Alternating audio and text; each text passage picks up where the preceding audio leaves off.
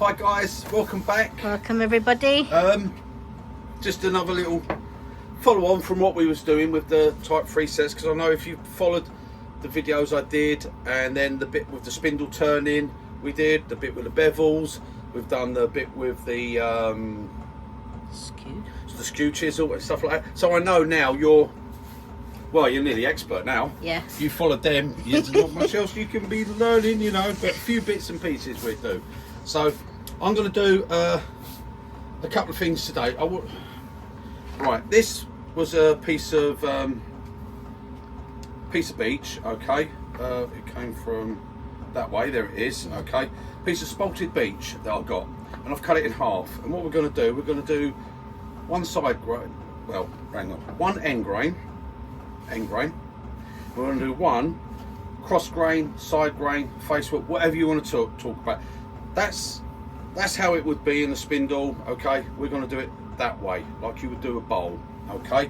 And we're going to see how we approach it differently, because a lot of people do ask about end grain or side grain and all that sort of stuff. Before I get on to that too much, Lisa's just going to do a couple of thank yous. Yeah, a few thank yous for the buy me a coffees. My gosh, Paul, thank you, 5 coffees. Dave Arnold for a coffee, David the Bispham Turner, and Anthea for 5 coffees as well. Thank you very much, guys, really appreciated. Yes, thank you ever so much. Right, getting back to what I was doing. Yeah, the different ways to approach, and also the difference with being able to use a mortise or to use a tenon, or a recess if you like, mortise, recess or tenon, okay, because there's so much goes on. Oh, which one's best, and people do things one versus the other. Look, neither is best. They're depends what you're doing. They're both as good as each other, okay. A tenon is fantastic, a recess is fantastic. It depends what you're doing. Now we're going to do an end grain pot, bowl, little bowl, whatever you want to call it, out of this. Right, now the thing is with end grain, I would never use a recess, okay, because all the grain is going this way, and if you put a hole there, go into it, expand. As you turn this down a bit and it gets a bit thinner, the pressure can pop the grain open.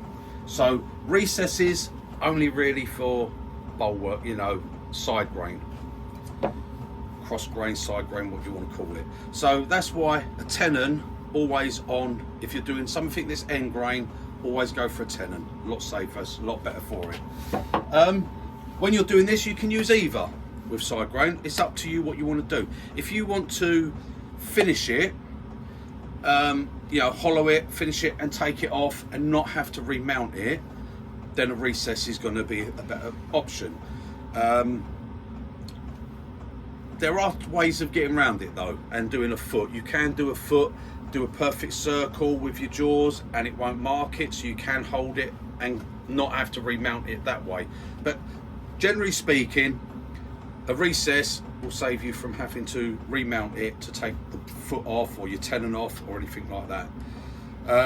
So that's why I would tend to, if I want to use a recess, mainly if I'm doing, say, a live edge, because it can be a bit more awkward to mount.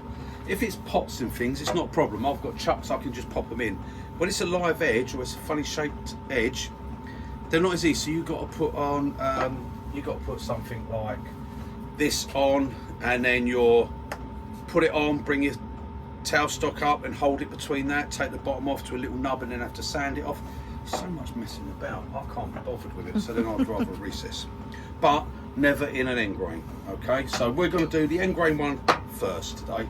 Okay. And what I'm going to mark this up. And again, end grain, side grain, what's best? Oh, it's there. I was looking for that. Oh. Okay. That gives Lisa something to do while I'm doing this. That was one of them knobbly bits. Yeah, one of those knobbly ones. Knobbly bits. Soft touch. That's it. Right, yeah. Needs a pencil, bit of lead. Right, side grain or end grain?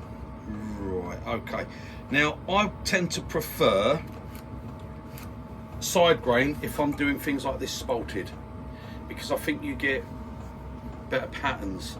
When you go this way, sometimes all your lines are just straight down it, you know, where they can look really nice when it's done as a side grain. So that's one reason I would go for that. And the other thing, it depends. If I'm doing pots, oh, it's going to be awkward to find a centre on that one. If I'm doing like a pot or something like that, a lidded, especially lidded, then I tend to prefer end grain, because side grain, it can tend to move, you know. So you'll make it, it'll be lovely fit, you'll take it indoors, and tomorrow you get it and the lid won't come off, or it's loose, or it's gone egg shaped or something. It doesn't tend to happen so much with end grain, I find. Okay, right, I'm going to pop this on and we're going to turn this down and put a tenon on it and do it that way. But when it comes down to which is best, there isn't a best. There isn't. They're both as good as each other. They really are. It all comes down to what you're turning. The piece at the end of the day, you know, will determine what to use. Learn to do both of them and do both of them properly. And again, don't get obsessed by this perfect circle, perfect circle. Perfect circle is for one thing, so you don't mark the piece. Okay, my personal view, a perfect circle will never give you the best hold on a tenon or on a mortise. It won't give you the best hold. If you want it for security, because you're roughing it down and you don't want it to come off, you don't want a perfect circle. Okay, that's my opinion. I've never lost a bowl or anything while using tenon or recess. I've never lost one through that. Okay, I might have broke something in half because I weren't concentrating, like I was talking to Lisa and I went bang with the carbide. I hit it and I weren't even actually turning, and it just broke in half. But that's because I was doing something else, I was talking. But I've never had one come off. I've never lost one on a tenon, okay, or on a recess. Never had that foul on me. And another side of it is, if everything, the only safe way to do it was to have a perfect circle, then chuck manufacturers would say that's the size tenon that can hold. So if you're talking that's a perfect circle and that's 50 mil, they'd say hold to 50 mil, because they're saying you can hold from whatever the fully closed is to whatever its widest open is. So that would be irresponsible of them if that weren't safe to do that. So think about it, guys. I don't know who suddenly come up with this thing that it's got to be a perfect circle, but people jump on the bandwagon and then suddenly everyone says it must be that. Well then, let's all go, everyone that's lost a bowl and it's hit you in the face because you didn't have a perfect circle, let's all go and sue the chuck companies then for making them that they can hold something that's not safe. Eh? Just think about it, guys. It don't work that way. No. Right, I'm going to rough this down, and I'm going to do, like I say, best tool for roughing down, because I like to use a bit of everything, carbide and all sorts. Best thing for roughing down, even this, because it's spindle, a roughing gouge. Okay, I'm going to start it up. I'm going to step over here, let that spin up. I know it's not going nowhere, everything's fine. Right, I'm going to use my roughing gouge. And again, like I said before, drop the handle and just come in. Always make a back cut. Okay, so always come in and just go backwards. Do a couple. Then come forward.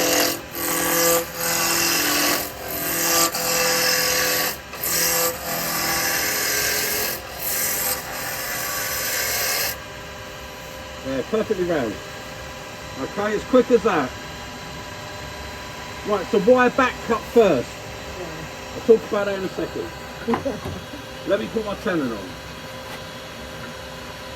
Actually, I'm going to come out and use you've got to use a bit of everything. I'm going to use the carbide to put the tenon on. Yeah. So the first one's going to be a thin cut. I'm going to take that right down, just so I get a nice clean on the face there. Right, now I want my tenon to be about that big. Right, now I want this because I want to hold it nice and tight. So that's going to be good enough for me.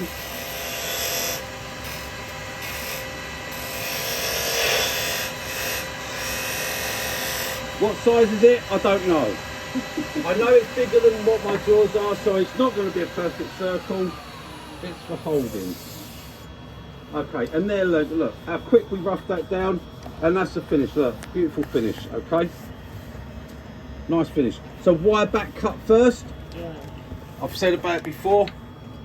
If you always come in and you do a back cut first, if there's any bits that might fly off, it won't happen. You'll hear it. You'll hear the cracking. It will give you that first cut.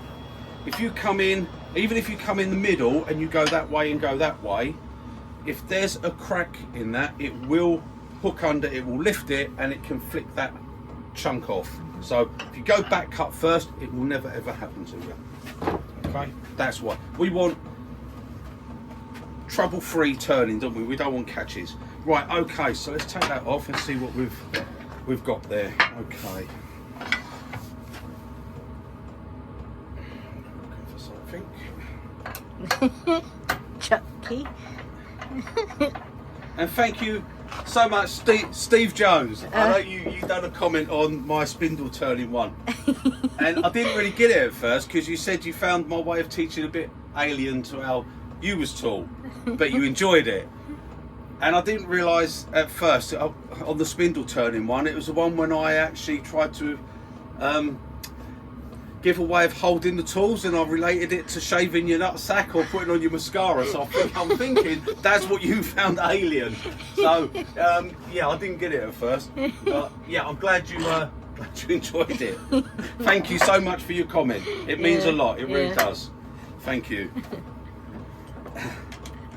It's just I couldn't think of another way to relate to it.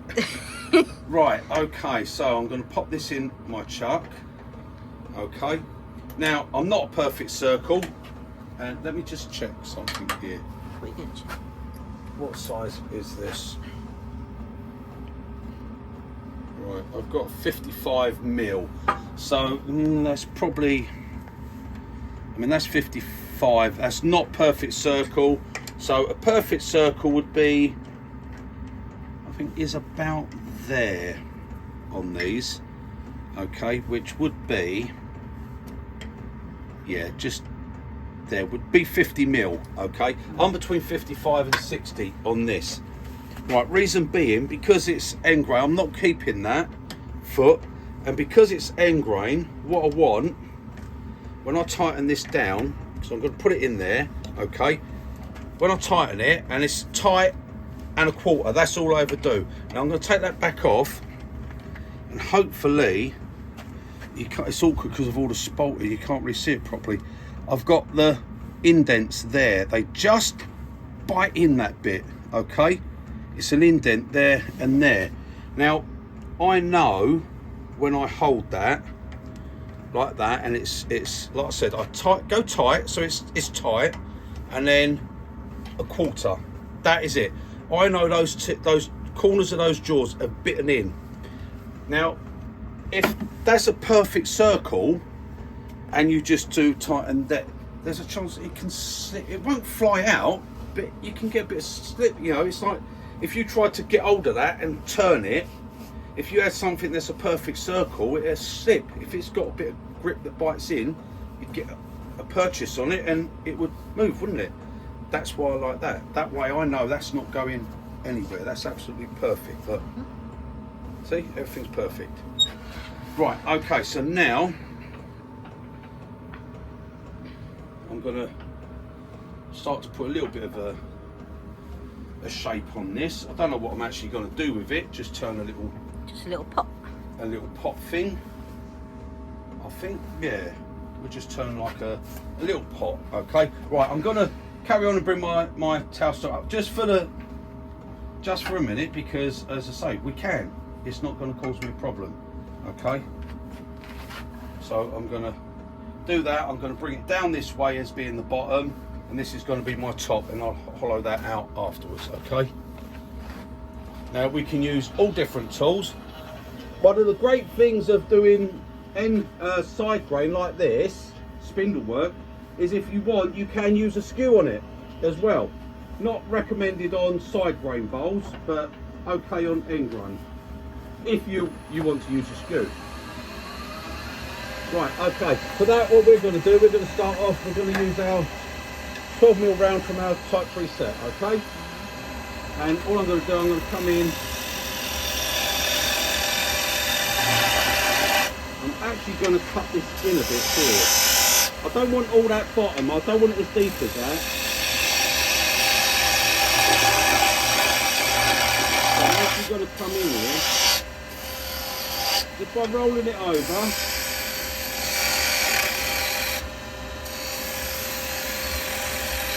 Actually, You put that all base right, like that. I'm getting something now. It's coming to me.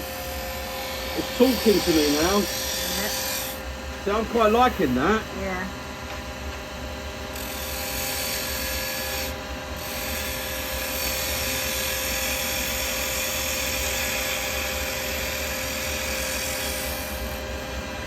Yeah, I'm quite liking that now. So I'm going to leave that like that for now. For now, I don't know whether I'm going to keep it. Just rolling over, just coming in. Remember, like I said, just handles down. We're just slicing it in like this. And that way we've got a lovely smooth finish, okay? I don't think we're going to need much sanding on that. And then, like I was saying, if you want to use your skew, I'd suggest you raise your tool rest a little bit. Okay? And you can always come in with your skew chisel. And that'll give you a really nice, a nice cut on that. Okay? And again, if we just come in and pick up on that edge, because they would always say, you've got to start here, because you've got nowhere to put your bevel. But like I said, we start to cut first. Come in, now my bevel's on.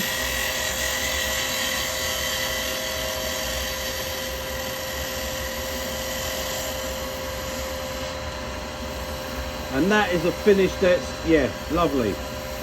And that's going to give me that sort of look, if that's what I want. Yeah. No, I don't know that, I do actually. Oh, So I'm going to come in again, take another cut.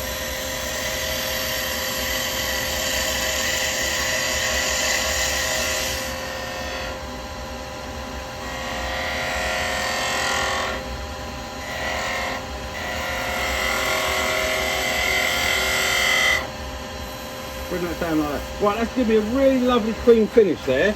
So I've done a little bit with a skew. I'm going to go back to my carbide and I'm going to come in here.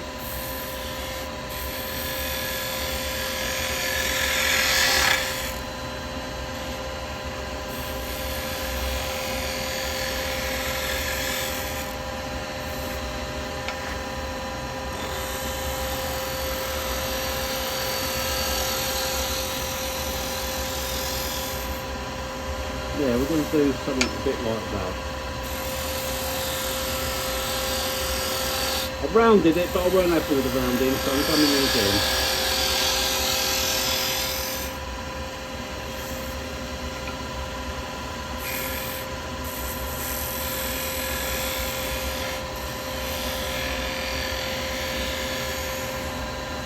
There. Right, when I put my hand up, it says a slight shadow, so... When you put a shadow there, like put your hand there, you can see then. Right, I've got no bits there, I'm alright, I'm good. Right, I'm going to just bring that like that. Okay, I think I'm going to go with that. I don't know what it's going to look like, but I'm going with it. I think that'd be okay. Right, so what I'm going to do, I'm going to get rid of this now. I don't need this. And I'm going to hollow it out.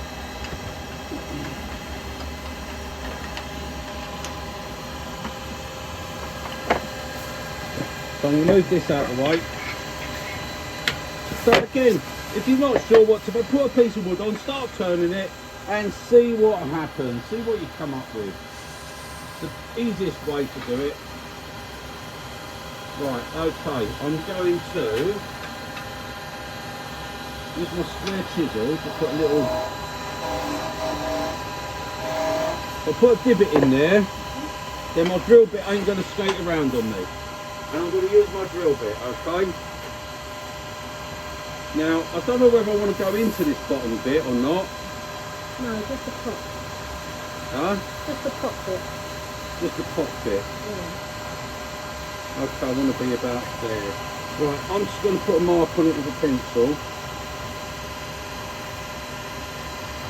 So I can see that. And I'm just going to use that for my...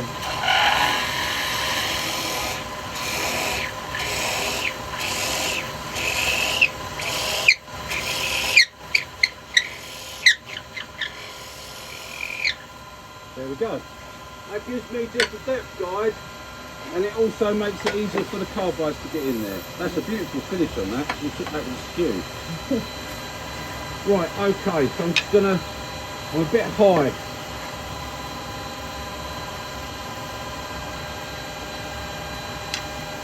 There we are. Just gonna come in with a round and open this up.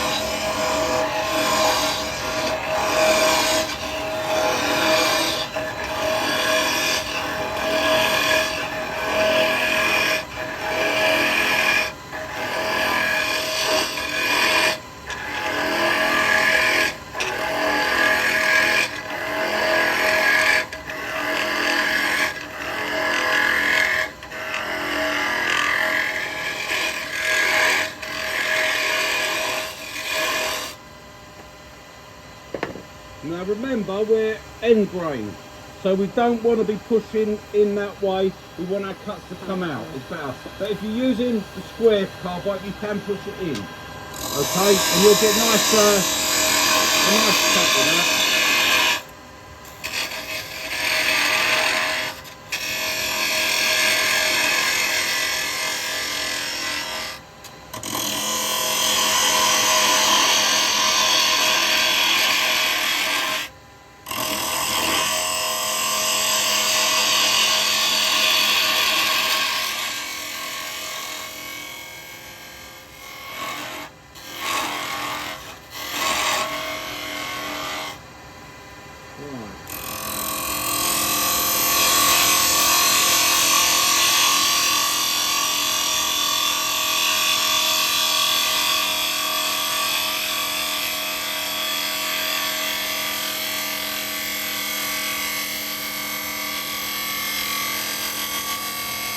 And we'll just take it nice and slow.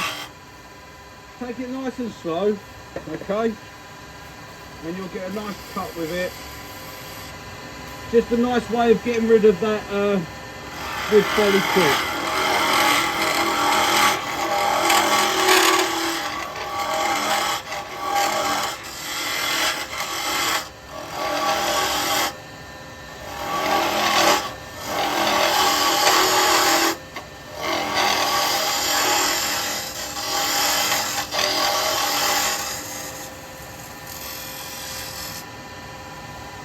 Right, to see where, can you really have the light on? There we go. I've got a shadow. No, I'm going to keep the shadow there because it's not getting right in, but okay.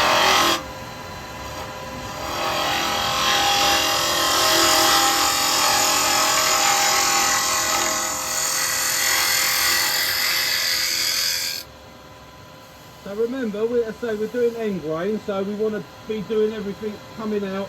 We go pushing in, we've got to push all that grain out, and it's not going to be nice. Right, okay.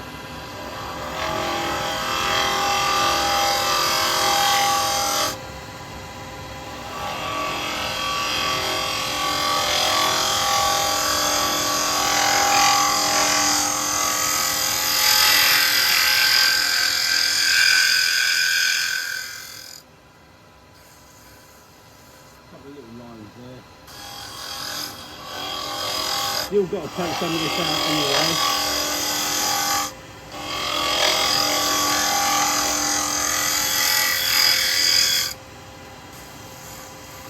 Right, that's it. That's getting nice and thin there.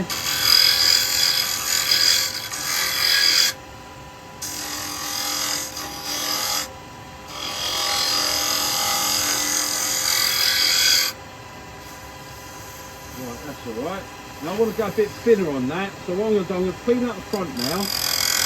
Now I purposely didn't clean the front off beforehand because all this was going. There's no point in me cleaning it up. I might as well wait until I've just got the bit I want to clean up.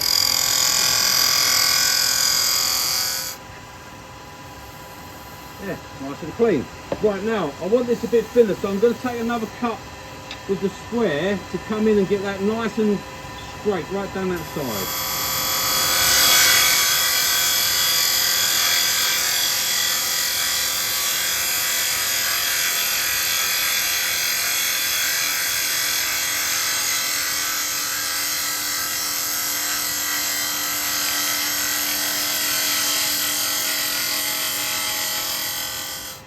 Right, that's it.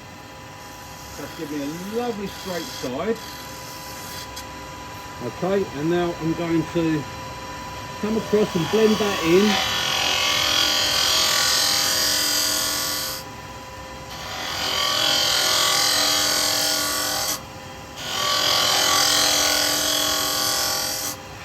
Bit awkward to see, I'm sorry if I'm getting in your way.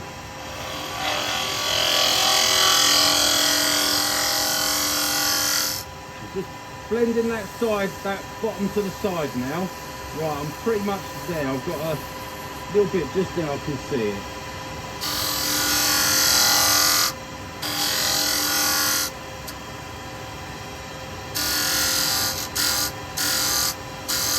Taking it, I'm watching down here to see that go.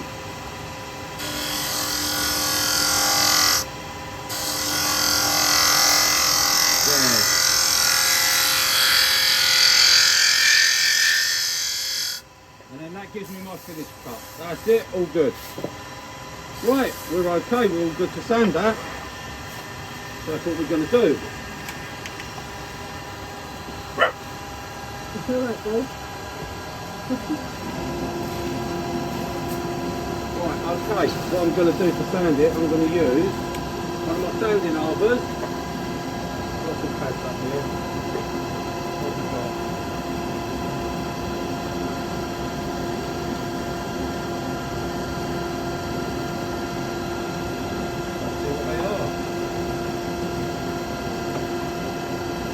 Feels like a 180, right, we're going to use that one. So I'm going to put that on there first on my standing arbor and I can get in there then. Without having to put my fingers right down in there.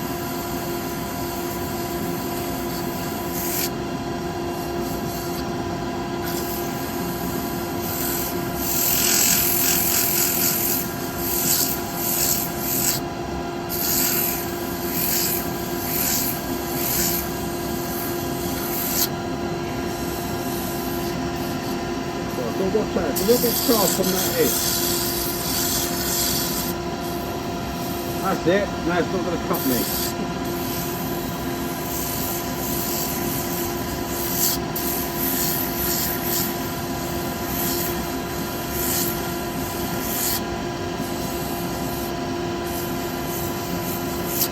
There we go.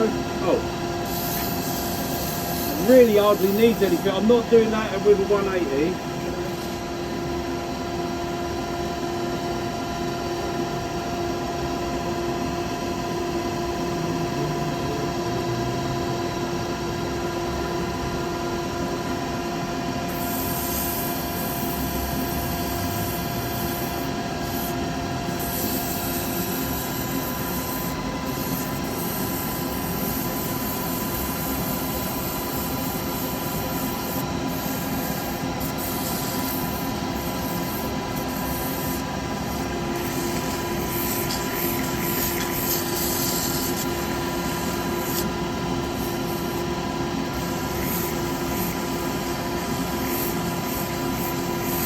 Using my sanding arbor, it just helps me get into that bottom without me putting fingers in there.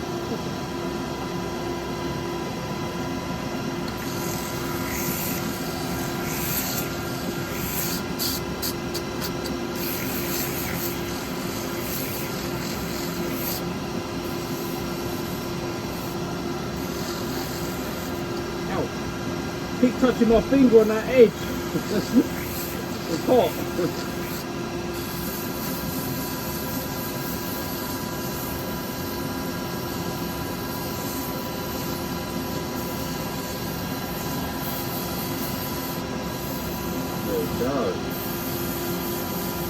Right, that's that done with. And then what I'm going to do on that outside, going to do with the 320, the final grip, which is what that one was.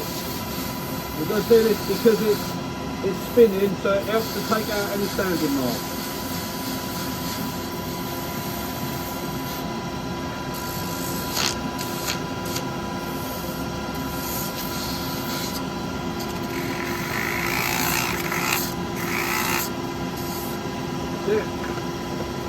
Right, okay.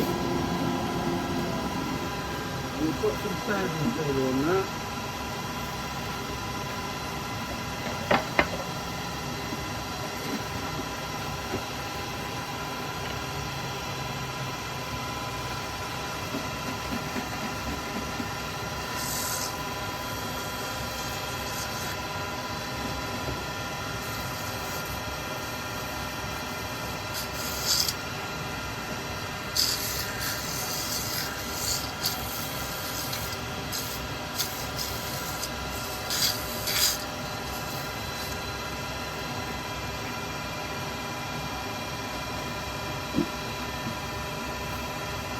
Right, give that a second. You can turn that light off. There we go. Right. And then what I'm going to do, I'm going to give it a quick little burnish.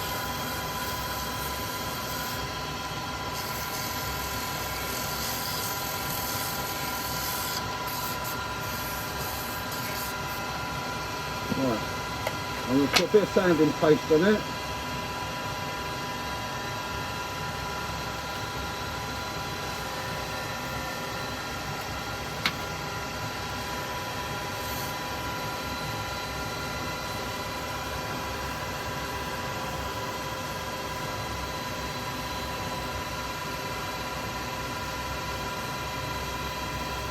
But that's the main thing. Again, guys, if the difference between the side grain and the end grain is with the hollowing. Side grain you want to hollow, end grain you want to hollow outwards, and side grain obviously tends to be a bit better going inwards. But with side grain, when you've got a straight edge like this, it's not always easy to get in and then blend the bottom and the side. Okay, it's still better to go in on the side, but when you come to the bottom, that can be a little bit awkward to get this curve when you've got a very straight side, but we'll deal with that when we come to it. And this is where, again, like I've said, guys, the thing of using both. Well, I'm take my face mask off now because I'm just putting the wax on, so no, I don't need that. Right, I'm gonna put that on. Look at that. Oh look, I've just put that right in the shavings. Yeah.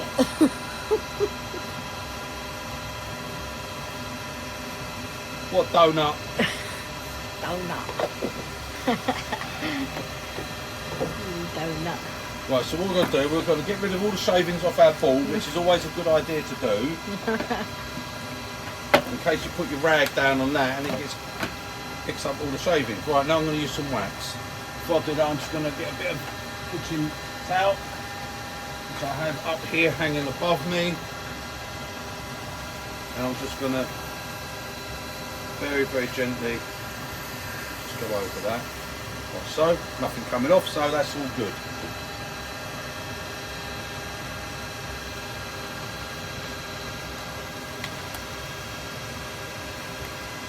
Right, okay, now we're going to put some wax on.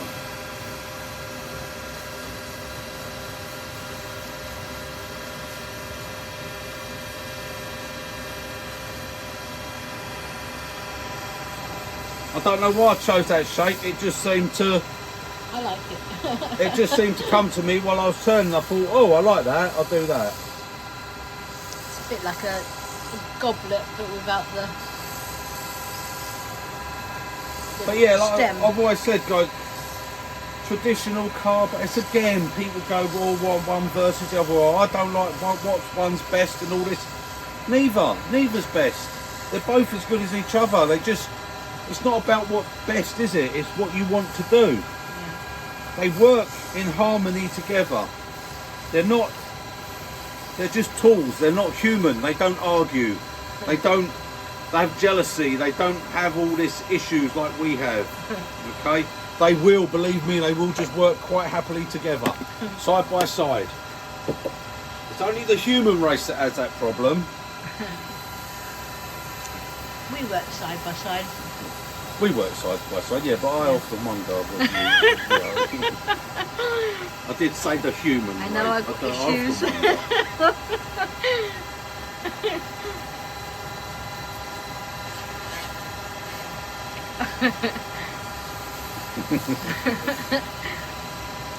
Right, okay, there we go. That's the inside and outside done. There we go. It's not too bad. It's spalted, yeah. so it's not, and it's not an over shine or anything like that. It's just, I suppose it's a bit like a turn into a bit of a chalice type thing, really. Yeah. Um, So I said it reminds me like a goblet, but like a chalice. Yeah, chalice. Yeah, it was meant to be like an ingrained bowl stroke pot, something like that. But there you go, we've got that lovely finish inside. Okay, we got that beautiful finish on that outside because we took a nice clean cut with a skew on that, and then the Carbide done the cove at the bottom and blended in, and you wouldn't know which done which, really, would you? No. It's all there. So just to show that, guys, the tools work all the same. So now we've got to take that off, and I suppose what it'd be is my wooden chuck, wouldn't it? Because Yeah, I say, of course. wooden chuck does the best. You know, you can, like I said, this is the problem. And a lot of time, it's not a problem for me because I've got my chucks to hold. I can hold any piece, really. I'll never have a problem.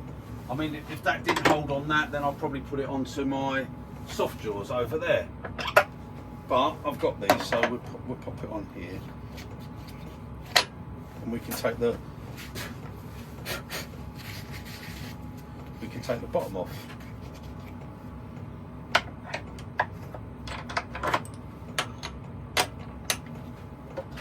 But now, if you had done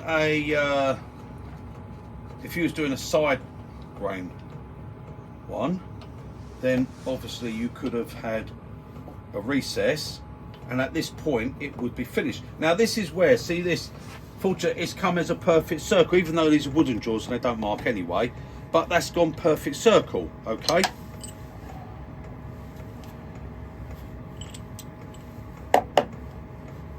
Good enough. Right, so that won't mark it, and if you want that, then that's fine. If you want it for grip, what I would say is you don't have a perfect circle if you want grip. But on here, we're just taking that bottom off, so we're not over worried about the grip side. We've got it, and it should all be okay. Right, so face shield on.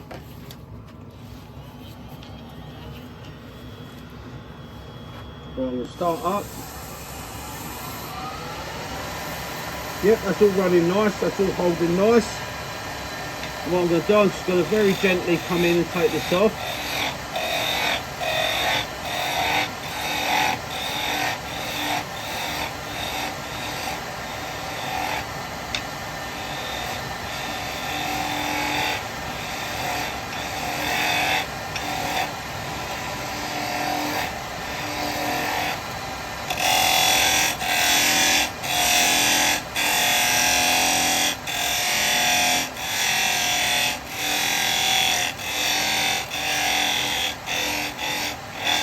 Going to keep it going in like that, and because I'm on, I'm going to just move my tool rest a little bit. It's better for me if it's at an angle like that. Because I'm out quite a bit and I'm only on wooden jaws, so I don't want to be doing anything too harsh on the bottom.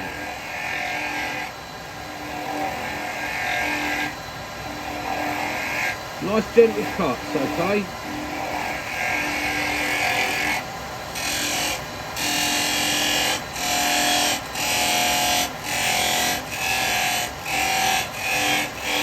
Take this down and I'm going to sort of just gently go in, but what I'm going to do, I'm going to go over for detail because it's going to be a lot better for me. Normally, for me personally, I would just use a spindle gouge.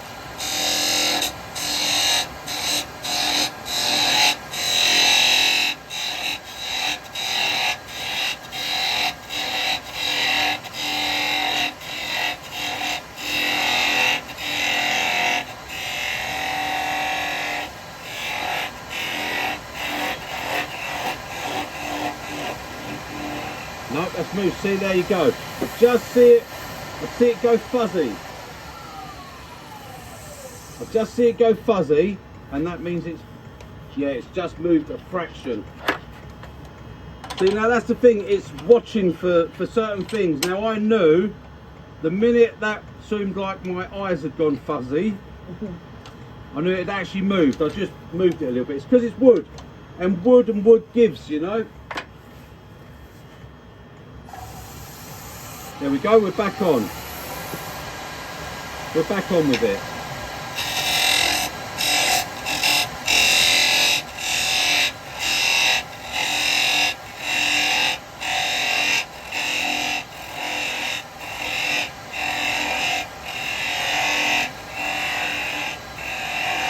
Like I say, we don't want to knock anything off.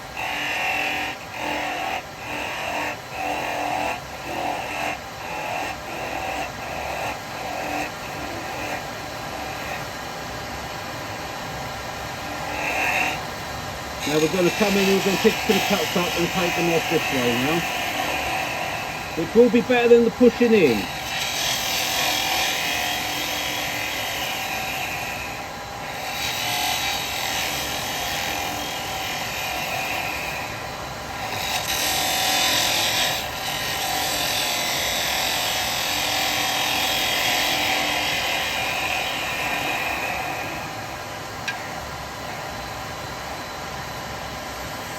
Right, so now I want to start thinking of what I'm going to have. I'm going to have a little... That's it, that's nice. And then I'm going to come in from that. So bevel on, rotate.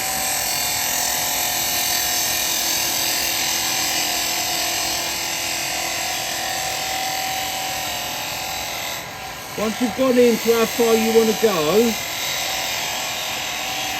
maintain that bevel.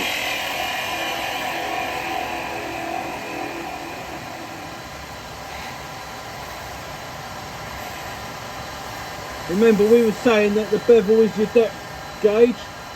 So once you've actually come in and you've picked up the depth of the cut you want, flatten off so your bevel can maintain that cut. If you don't, you'll keep going deeper. So there we go, look, we can come back, pick up the cut, and now the bevel has to take over now. And I've got a little bump there, that's it, that's got it.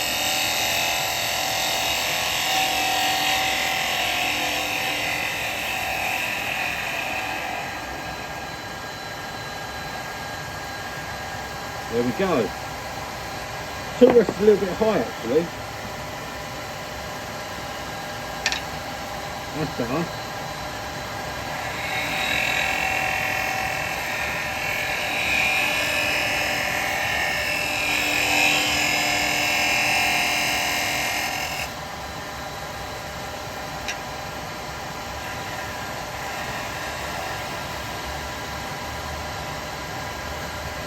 There we go, do a little pattern on the bottom. Okay, but that's the thing with end grain. So with end grain, you've got to come back in and do some of this sort of stuff just to get it to clean up, you know.